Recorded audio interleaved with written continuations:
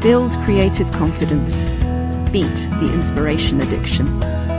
Join the Writer's Gym. Alison Littlewood is my guest on the podcast today. She is also writing as Ava Morwood and AJ Elwood, and has written some of my favourite stories in 3 names, which is probably a record. Alison hails from deepest, darkest Yorkshire, England, where she lives in a 300-year-old house that creaks and whispers around her as she types. She enjoys exploring the hills and dales with her partner Fergus and 2 beloved Dalmatians, Dex and Vesper. In her other life, she has written a number of novels, including the Richard and Judy book club bestseller, A Cold Season. Other titles include Mistletoe, The Hidden People, The Crow Garden, The Unquiet House, A Cold Silence, and Path of Needles. As A.J. Elwood, she has published Cottingley, Cuckoo and The Other Lives of Miss Emily White. Her short stories have been selected for several best-of anthologies and published in her collections Quieter Paths, The Flowering, and A Curious Cartography. She has won the Shirley Jackson Award for short fiction. You can find more about Alison at alisonlittlewood.co.uk and avamorwood.com. Alison Littlewood, E.J. Elwood, Shirley Jackson Award-winning, Richard and Judy pick everything author, and now with really exciting news just as we record. Yeah, I did have some lovely news recently. So I have a new book coming out with Harper North, which will be in April next year, under the name Ava Morwood. It's just so lovely that we talk about this while it's so fresh, because I've been reading your stuff and we've shared a publisher for certain things, and there's so much that I'd love to chat to you about, but I feel like the news is so exciting that I almost want to fast forward and start there. But before I do, I'd love to just quickly ask you a bit about coming to writing and whether writing was always part of your life, if this was always the direction it was going or you wanted it to go. Yeah, writing probably wasn't always part of my life, no, but reading always was. Right from being obsessed with fairy tales when I was 5 years old. The first one that I just fell in love with was The Little Mermaid. And, you know, it made me cry my heart out, but I just loved it as well. And I think that power that words have sunk deep into me and didn't let go, really. But I wasn't, I always thought that writing was something that other people did. And kind of put writers on a pedestal and thought that there's some otherworldly beings that I couldn't possibly do that. So it was only when I was in my 30s that I joined a local writing class and thought, either try it or put that secret dream away of having a book with your name on it. It was kind of put your money where your mouth is moment. And I just took it from there, really. Fell in love with writing more and more and got drawn to writing darker things, because I hadn't always been particularly focused on darker genres when I was reading. I used to read anything and everything, classics, all sorts of stuff. I'd read all the Booker winners and things like that. And, so more literary fiction and mainstream fiction and my brother Stephen King novels and just a mixture of everything that I put my hands on, really. You said your brother's Stephen King novels. Are they still his, or do you feel like Stephen King is yours now? Oh, he's mine now. All mine now. Yeah, I would have thought. And yeah, in fact, I've probably got some of his on my shelf. Don't tell him. I love hearing that. I don't think this ever stops being exciting and important when we hear authors that we read say, I thought writing kind of belonged to somebody else and I only discovered it. I think that sort of, it's almost like the fundamental imposter syndrome that's there even before anything else is, that we've got this idea that A, it belongs to somebody else, B, it belongs to anybody at all. Did you find that changed? Well, question, I guess, full stop, but because for most of us, I don't think it ever really quite goes away, but what's that been like for you? Has it changed? Has it evolved? I think it's getting over that weird kind of pressure that we put on ourselves when it comes to writing.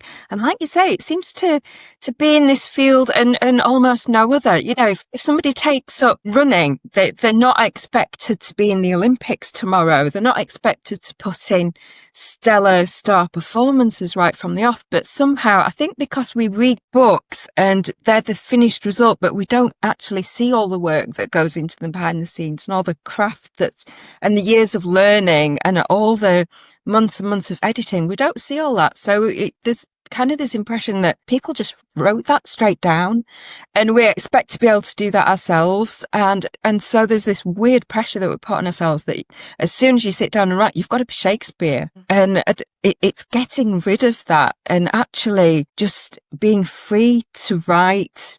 You know, I think it's Ernest Hemingway that said the first draft of anything is shit. You know, when I start to find writing difficult, which I still do sometimes, even now, I mean, I had quite a difficult year last year, just trying to get ideas going again, thinking, oh, you can still do this. It became a bit of a mantra, just feel free to write shit, which it sounds quite insulting, but it's sort of what you have to do just to get something down and get things flowing again. And when the flow sort of starts going again, then you can start to work on that or write something else or build on it, or at least it just gets you back into the flow, and then it starts to become fun again. Because really writing, I do have to remind myself sometimes of what Stephen King said, which is that it's a playground. This is fun. You know, this is a joy.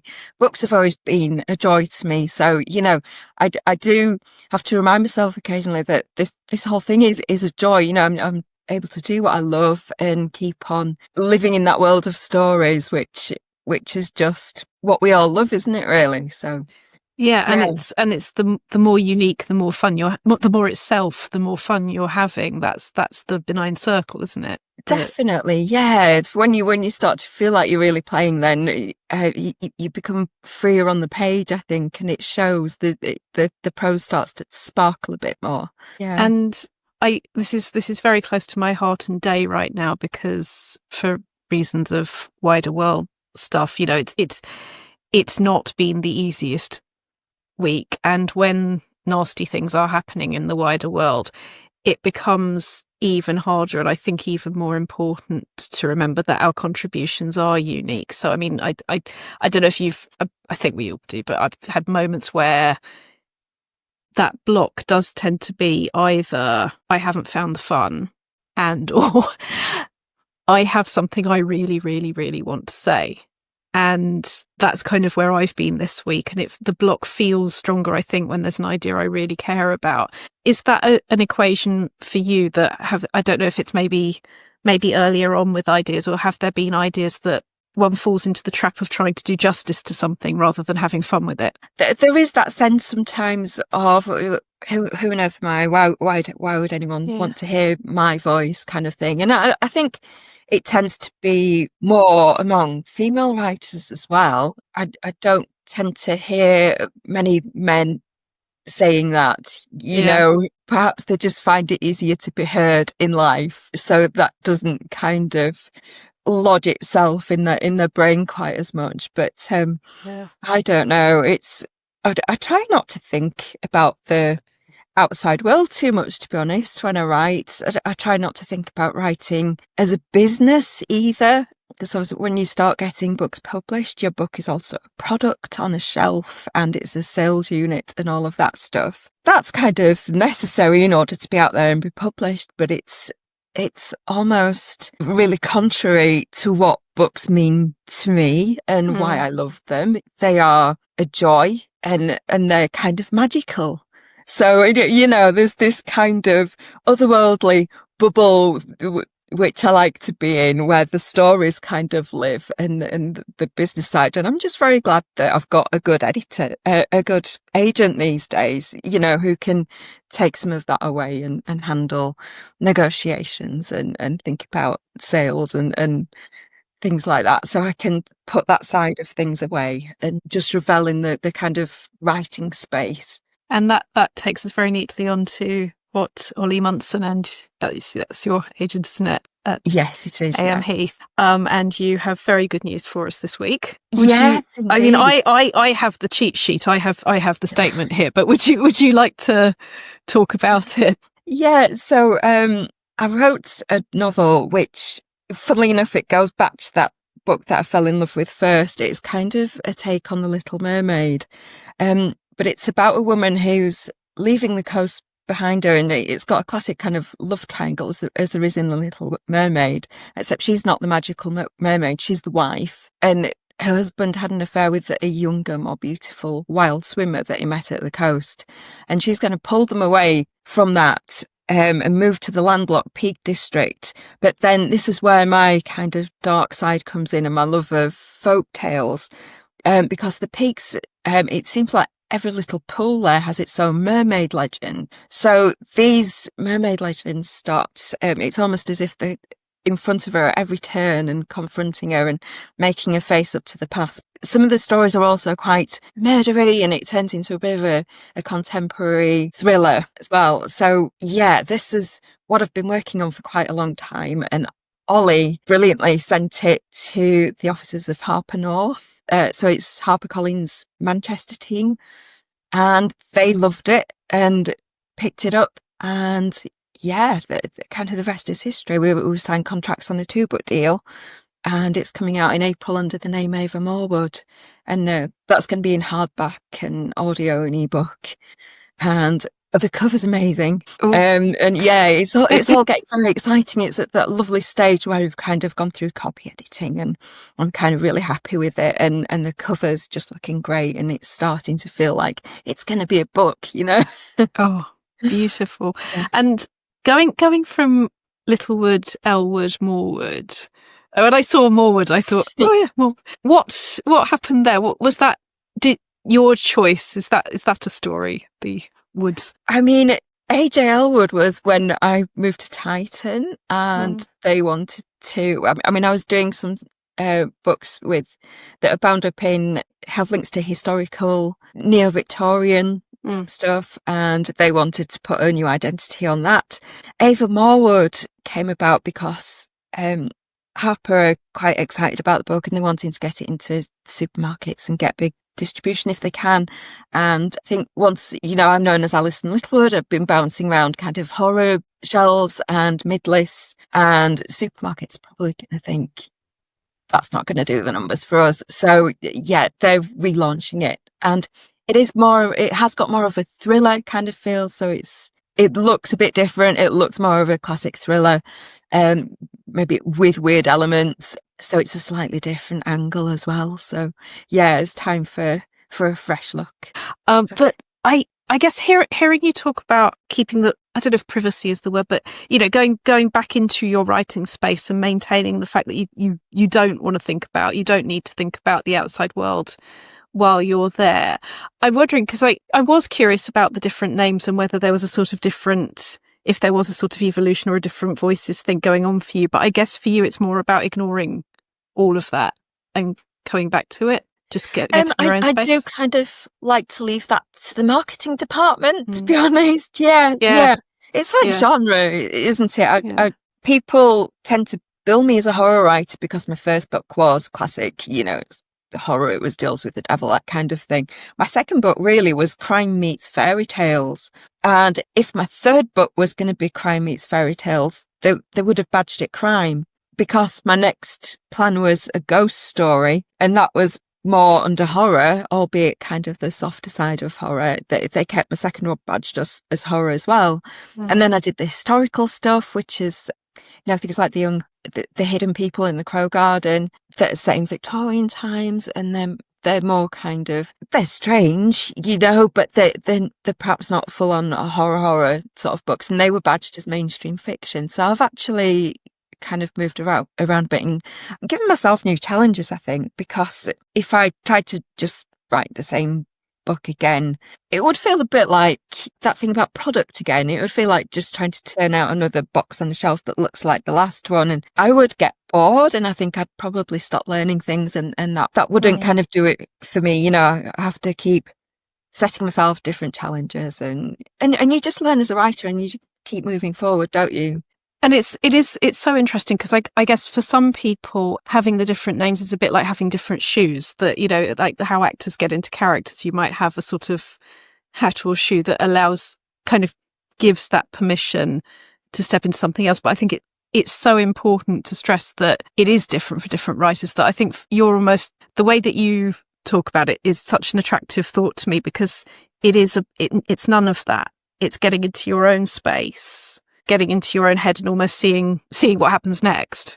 Yeah, quite. I don't kind of think, oh, I want to write a Littlewood book now, or I want to write I do kind of follow the stories and the ideas that I have. And I'm a little bit obsessive, I think. I'm just very immersed in one project at a time. So I like to just bury myself away in it. And, I can't do what some people do and write 3 things at once, which I know some people find that very motivating, because if they get stuck on one, they go on to another and they can keep a flow going. Personally, I just have to be in one world at a time. Yeah, it's living in that bubble again, I suppose. Can I say Dalmatian owner? Is it all right to out them? Yeah, you certainly can. There's one new thing on the chair behind me. So. They are very welcome to our YouTube channel if they would like to. Furry creatures always welcome. But as a woman who is owned by canines, I'm genuinely interested in how you make not just your own sort of ritual and your own writing time, separate to the outside world. But I mean, when I had a cat, having those boundaries was important and not always easy. But, we take the photos and it all looks lovely. You sort of write as animals, but they are the ultimate sort of having to find your boundaries judge. I think that, it can be quite difficult. And I guess with human beings in your family as well, to find how to make the time, but also get up and interact. Any tips on making that work? Yeah, I'm not sure. There is that thing as well that if you're just kind of writing and you study at home, people think you're available all the time. So yeah, I can get a bit fierce about, no, I actually have work to do now, But, I'm very lucky to do this full time. So I think I kind of have a good balance really of family time and dog time. And because we walk the dogs together every morning, get some air and exercise, and that kind of wakes me up for the day. And then I have a long stretch in the afternoon where I'm just buried away in words or whatever, or proofing or whatever it happens to be. Yeah, I have one dog that's a very expert pest. If she decides it's a tea time at 2:00 in the afternoon, she'll come and she'll kind of look at me, and then she'll start pawing at the arms on my chairs. If she nudges them up and make a noise like that, and she's very good at starting to knock them. And she'll go under my desk and have one of those footrests. I have quite an ergonomic setup, and she'll start putting upon that because it makes a scraping noise. Don't know if you hear that. I do. So she will really. She has strategies of pestering, but yeah. But the fact that you have written so many wonderful things while also living with dogs, I'm guessing you're good at winning the argument when you need to, or saying not yet when you need to. Yeah, I use whole sentences. She understands it's not time for anything yet now, and she'll just kind of huff and go away. Yeah. Oh my God, that's brilliant. Yeah. But I guess dogs don't understand everything you tell them. But it's the power of routine as well, isn't it? That they know, right? We get walked with you in the morning, and then you do your strange human thing that you do, typing and writing and so on. And then is there a sort of end of day point that they recognise? Yeah, probably. I tried to build some exercise in these days because, I hit the age of 50 and wasn't very fit or healthy, and writing isn't particularly fit or healthy. I mean, I have a good ergonomic setup, but that I thought, it's really time to do something. So I got a treadmill and started running. So I'll tend to break off, try and have a run, and that's kind of it then. That's the end of the day. And both you and dog recognise. The dogs just kind of bark at the treadmill. That's their contributions. I wondered, actually, in terms of rituals, there's types of days that work for different people. Like, obviously, life circumstances absolutely come into it. But I really feel like I used to believe that I was supposed to be able to write at night. And my creative brain, it's diminishing returns after about 6 p.m, probably, certainly 7 or 8 p.m. It's like I have to do 5 times as much concentration to get a line that would have just come out of me during the day. Do you have sort of things you've worked out don't work for you, or things like that? I kind of want to say the whole write every day thing, which isn't to say that I don't write most days, but I find if I write every single day for a sustained period of time, the tanks just run dry, and it starts to feel like a real strain. I mean, if I'm up against a deadline, I will kind of keep going. But what I tend to try and do is aim to write every day. But then if I have a day when I just feel a bit drained, just take a day off. So it can be a bit spontaneous, and I'm lucky that it can be spontaneous. Yeah, I do find that you have to be a little bit kind to yourself now and then, don't you? And just like give your head a break and go out for the day or do something else. Or You're reminding me of a conversation that I've had with my physiotherapist, because I have an ongoing knee injury issue, and it used to be that doing physio every day was absolutely the point, and that was what turned me around health-wise. But now, touch wood, that I'm at a certain stage where the health is fundamentally there. If I take a day off, that's not going to sink the ship. And it sort of feels a bit similar, that it's in you, the process is in you, it's part of your life. So if you take a day off, it's going to be genuinely taking a day off because that's the right thing for you. Whereas I guess at an earlier stage, it might have been wobblier. Yeah, I guess. And I suppose when you have that underlying discipline and you've built up a certain level of whether it's physical strength or whether it's words on a page, then it doesn't vanish overnight if you take a day off. It's if you take 2 weeks off, then it's going to start feeling unnatural again, and it's something you have to kind of fight to get back into. I think it's very similar to physical work or exercise in that regard, isn't it? If you take 2 days off running, the next one's always going to be a bit of a nightmare, and it won't be fun, and it'll just feel like an effort, and it's like, what am I doing? Who does this? It's just weird. Who does this? Why are we doing this? But it's so ironic, isn't it? Because that brings us back to that idea that people don't get imposter syndrome about running. They know that running's gonna get better as you as you do more of it, and as you find your way of bringing it into your life. And yet as writers, we're so good at the thing I see on this podcast again and again, and with Writers Gym members now, everyone's apps. It doesn't matter how many awards anybody's got, there's still somebody in their head who's a proper writer and they're not. It's like it's sort of quite, yeah. I think it's kind of almost, it ought to get easier. You ought to be able to rest on your laurels a bit, but actually, I think the more we train as writers and improve our skills, the more we're also training our inner editors. And, I could be quite fiendish with my own work now and really rip it to bits when I start editing and rewriting.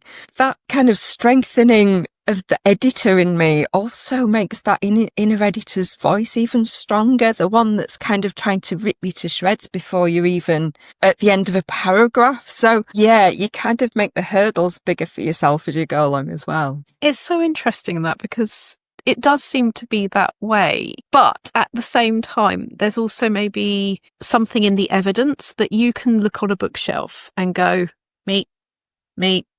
You've got the evidence that it exists, that the end of that, oh God, this is wrong, that's wrong, the end of that process can still be a very successful, beautiful thing. Yeah, you do always have that knowledge that you can get to the end, you can just polish.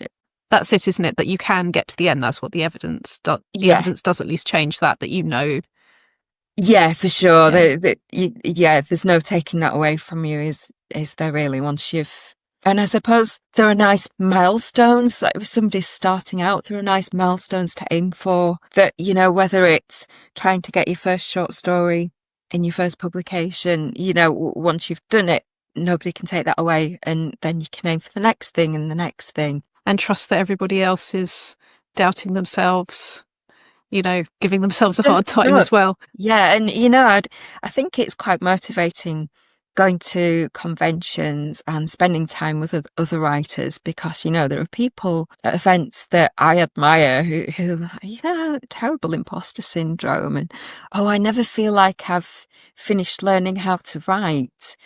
There does tend to be that thing that sometimes you get new writers on the scene who are incredibly confident. And I know somebody who teaches courses, and a group once said to him, "Don't bother about teaching us how to write. We know how to write, just tell us how to get published." And actually, I think if you have that attitude that you've got nothing to learn, then you'll learn nothing. The day I think I know how to write is probably the day I stop writing, because I think there's always something more to learn. There's always further to go, which is what keeps me kind of motivated and interested in coming back. So I think that almost lack of confidence that, and when I hear a top writer saying, oh, I really struggled with this one, or I thought I'd never get through this wall, I think it's a motivating thing. And, why it's so great when you can spend time with other writers, especially if you're not kind of surrounded by people where you live who love the same things that you do. It's lovely when you can come together and be with your tribe and motivate each other. And there's something in when you talk about being on the conventions and being around writers that you look up to, there's that sort of dual thing going on. I think that one of the things that's lovely about the conventions is that, yes, we are all feeling like that. I am feeling like that about you. There is all of that. But there's also, right alongside that, the fact that there is that equality, that you understand that everybody is a writer. It's not like a sort of, people queuing for autographs and people signing the autographs. There's none of that kind of separation. Everybody's people. Sure. Yeah, we all kind of love the same thing ultimately, don't we? We all love stories, and we've got so much in common. It just reminds me, years and years and years ago, I was talking to this musician who possibly wasn't all that happy in what he was doing, but I said essentially that but when you meet people in audiences, they're interested in something you're interested in, they love something, and that just did not land at all. There was such a separation between, and I don't think he was speaking for all of his. I don't think he was speaking for musicians everywhere at all. But it was just very interesting to me that I think it just reminds me how lucky we are that we are in a community that is genuinely celebratory and supportive. That everybody does love writing, and everybody knows that writers need encouragement and support to find their uniqueness. Plus, we all spend so much time in a room on our own with a laptop. It's nice to get out. Yeah, it absolutely and it's just is. nice to get out, isn't it? And spend time with each other. And so perhaps we appreciate that more than maybe sports people who are in teams and around each other every day and maybe get sick of each other. I don't know, but yeah. Was there anyone either at the conventions or in other environments, were there sort of mentors who were particularly helpful for you? Do you know, it's funny because before we had this conversation, I was thinking about, distance travelled as a writer. And one of the things I was always quite scared about was things like public speaking. I was absolutely terrified of anything like that. And even when I went to my first Fantasy Con, I think it was 2011, I was in an anthology where there was a signing and I was terrified even to do the signing. So I kind of sat down and I was sitting, I remember there was Simon Bestwick and Stephen Volk on one side and Rob Shearman on the other.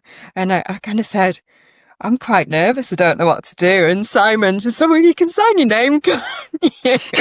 But in a nice way, they kind of took me in hand and they were so friendly and welcoming. And, I thought of them as being like my signing uncles.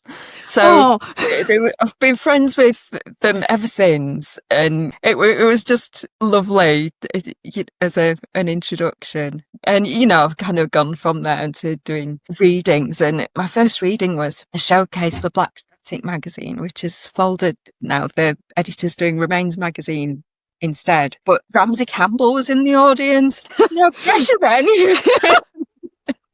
But Ramsey was, such a lovely, encouraging presence. So nice of him to go along and support new writers and things that, I've been quite lucky really in the people that I've met and who've helped me along. And the kind of luck that we absolutely make for ourselves is making the time to invest in the writing that allows you to explore yourself, allows you to develop and gets you there. And I love hearing it. I really feel with you that I can, like, the enjoyment of the process. I can see you enjoying that process and that space. Yeah, for sure. And I am enjoying it. And it's always a privilege. It's not always that, I have difficult times as well as the next person. Last year I found it quite difficult to get into a flow and I felt like ideas had kind of dried up a bit. And it was a bit of a tough year. And I think it was a combination of maybe just needing a bit of time for the tanks just to refill and a combination of knowing when to sort of force it and just sit down and write anything. But short stories are so good for this, especially if somebody gives you a brief. Now, I really want to write for that, so I'm going to come up with an idea. And having a deadline and a theme thrown at you can be so inspiring and motivating. And writing short stories, novellas, even are really good just to get you into the flow again and get ideas flowing and just refill those creative batteries. So it swings and roundabouts. There are tougher times, definitely. But yeah, I do feel extraordinarily lucky to be able to do what I do. And I try not to lose sight of that. It's exactly why I invented the sponsored write way back when, that it was wanting to raise money for Macmillan in memory of my friend, but it was also that exactly what you're talking about, that a deadline and a theme, and in the case of that with the charity, it almost takes the pressure off, because it's like, I don't need this to be good, I need it to exist. It's not, it has to be good, it has to be good. Yeah. This has to exist, this will make money for the charity regardless, and it does lift that pressure. But anthologies and short story calls and things like that are fantastic for that. Do you find, I know you said one project at a time, is that the same with short stories? It is, yeah. Although I am a muller sometimes. If I have a deadline to hand something in, I like to draft things quite early, put them aside and work on something else for a bit. So in between drafts of novels, might fit a short story in. What I don't like to do is stop mid-draft of something, write something else, and then try to pick up whatever I was writing on beforehand. That's what I find really difficult, because I can only keep so much in my head. My memory's not that prodigious these days. So yeah, I like to be fully immersed in one thing. And then if I'm at a stage where I can put it aside and work on something else, it actually helps, because it takes me into a different world, and then it gives distance on the other project. So it can kind of work for me as well as against me. But yeah, I don't like to break off in the middle of things either. Is there something or that you'd look back to, Ali, who was starting this, or maybe the future Ali's listening to this out there? Is there anything you would want previous you to know about writing, about life? Oh my goodness. I mean, it would be nice to say, you know what, you can do this as well, and just feel free to write. There's something oddly scary about starting to write, I think. I don't know if you felt this when you first thought, I'll try and write a short story or just a snippet of something. I suppose you're putting something out there to be judged, aren't you? And it's very easy to stand back and judge things. It's harder to craft something and work at it and make it better. But it's just having that freedom, I think. Say, enjoy it. But, artists doodle. Nobody kind of points at the doodles and says, well, nobody's hanging that in the National Gallery, are they? They don't get that kind of level of judgment. So, yeah, going a little bit easier on ourselves would be nice, I think. Going easier on ourselves and having the fun. Yeah, definitely. Yeah, remembering why we all love this weird thing that we do in the first place. Yeah. So when I was writing the book, I went and stayed in the places where it's set. So it starts out in Sands End, where we've spent quite a lot of holidays walking up down the beach with the dogs and just getting to know that place really well. But I also went and stayed in the Peak District, and I found that incredibly helpful for writing authentic descriptions and just letting a sense of place bleed through onto the page, particularly when you're looking at folk tales that are very rooted in a particular land. I think just being there, breathing it in. And I had some really odd encounters that fed into the actual plot of the book. So where I stayed, every evening at dusk, there was a wild hare that just came loping down the drive. And it would sometimes just sit and look at the house with it, and I'd look at its eyes and see how almost unreadable and wild this creature was. And, things like that found their way into the book and started to shape the plot. And I went to visit one of the key locations in it, Blakemere Pool, which is one of the sort of bleakest, wildest, most haunted sort of places. And a cyclist came along and started very randomly just telling me, oh, there's a mermaid lives in that pool. Is it, the story's told about it, and started telling me this mermaid story. And I hadn't even said I'm here to research a book that's to do with these mermaid legends. And it just seemed to happen like that wherever I went. People would randomly start telling me about mermaid things. So Wow. it felt almost spooky. It felt almost magical, and it was lovely to have those experiences to feed into the book. So I think, travelling to places and getting a sense of place is really inspirational to me. That's wonderful.